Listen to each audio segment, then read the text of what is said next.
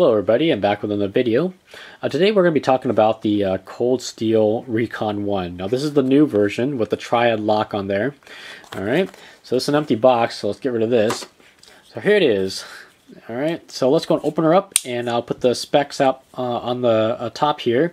So just go and pause the video, take a look at the specs, and then we'll continue on to the size comparisons here. Alright, so let's go and set it down. Two knives here. Got the full-size grip and the mini grip, and as you can definitely tell, it is not a small knife at all. So, I mean, it dwarfs the full-size grip by a lot. So, let's get this out of the way. So, a little credit card and $1 here. So, let's see. I'm thinking this is going to be about at least 3 credit cards. So, there we go. And there's the US dollar up on top, and you can tell it's it's about the length of 3 credit cards put next to each other. All right, let's get these out of the way. And one last comparison, palm of my hand. So definitely not a small knife. No way I'm concealing this with one hand. Maybe two-handed. Actually, it's about the same width as both my palms put together. So. Let's go into ergonomics here. First of all, this is a very, very ergonomic handle. I don't know if you can see that or not, but it's got like a slight recurve on the top here, and then a nice curve down the back side. Multiple swells, and as I wrap my fingers around, you can tell how my fingers just naturally fall onto the handle like that. My thumb naturally rests on top of this little recurve here, kind of like a small mini ramp here. There's no jimping on this, but we don't really need jimping. I'll get into that in just a second here. This knife is very, very comfortable, whether in the reverse or a standard forward grip. And the reason why I say you don't need jimping is because this is some very hard cut G10. I don't know if you guys can see that or not, but it is incredible texturing on here. The G10 is the scales, or not the scales, the pattern is so large cut that it provides a lot of grip. So let me give you an example. Let's see here. Here we go. So let's go with the Emerson Horseman here. Both of them have G10 handles, but look at the Emerson Horseman. You see how small the pattern on the G10 is cut. You compare that to the pattern on the Recon I, and you'll see what I'm talking about. This is a lot more grippier on the Recon I than the Horseman. So let's get this out of the way. Now, if you guys can remember, I cut myself recently on the palm of my hand, and look, you can tell it's healing nicely now, a little scar there.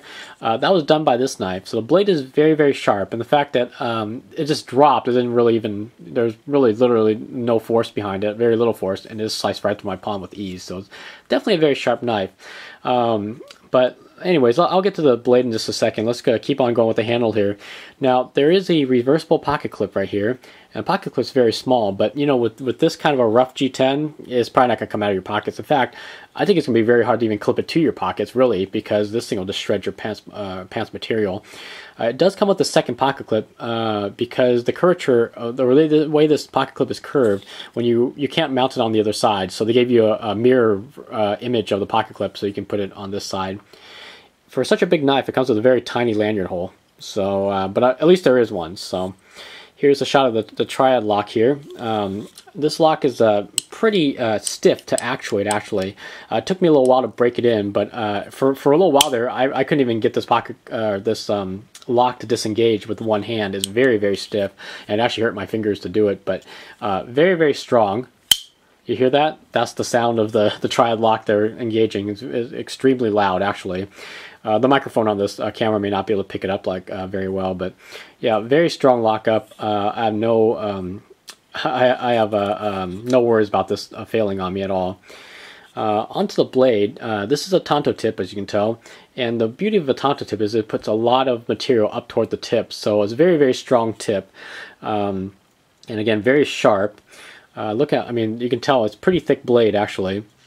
You can tell by the thumb studs that it's actually mainly used for right-handed only. This is the head of a screw right here, by the way. And I tried to twist it and turn it, or I mean, I tried to turn it with the flathead screwdriver, hoping to maybe even out the thumb stud. It won't come out. So basically, this is going to be like this. But it is very easy to open though. Right-handers, no problem. It comes swinging out.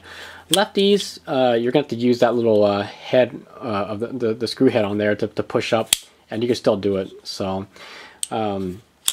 You can close this knife one-handed, but be very careful. It's just, there you go. See how the blade drops down really quickly? Yeah, be very careful of that. Again, this is a very sharp knife. And actually, hold on. Let's see here.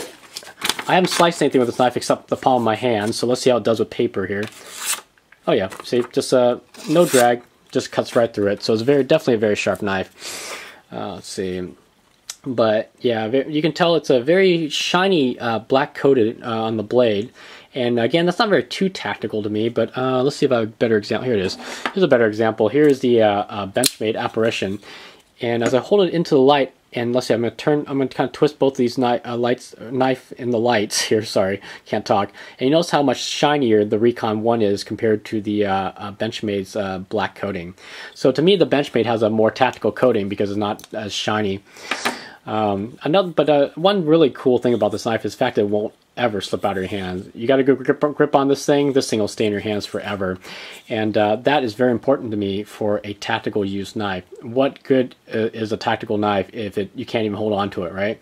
So this G10 and the handle ergonomics, it equals very, very good grip, very, very good purchase on the knife. You know, slashing, stabbing, I mean, it's not coming out of your hands regardless, so very, very nice. And the handle is very large that any size hands, I don't care how large your hands are, you're going to find some good areas to hold on to the knife with. I mean, I got some medium-sized hands, and look how much is left down here by the butt end of the handle. Also, if you can hold on to it, use it as a bludgeoning device as well, you know, like a pommel. So it's a very, very cool knife, and I can't wait to use this. I got some stuff I got to do around the yard. I'm going to be taking this out with me. So if I have an update, I'll bring back an update for you guys.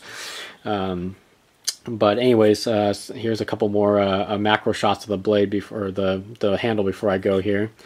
So there's the lock. The blade says Recon I on this side. On this side, you get the cold steel and Taiwan marking on there. So, and I think it's a very elegant shape. You know, they didn't try to deviate too much from the tanto tip. You know, a basic tanto shape. So, yeah. Anyway, this is my review of the cold steel Recon I, the triad lock version. And thank you for watching. To all my subscribers and viewers, I will catch you guys on the next review. Okay, take care.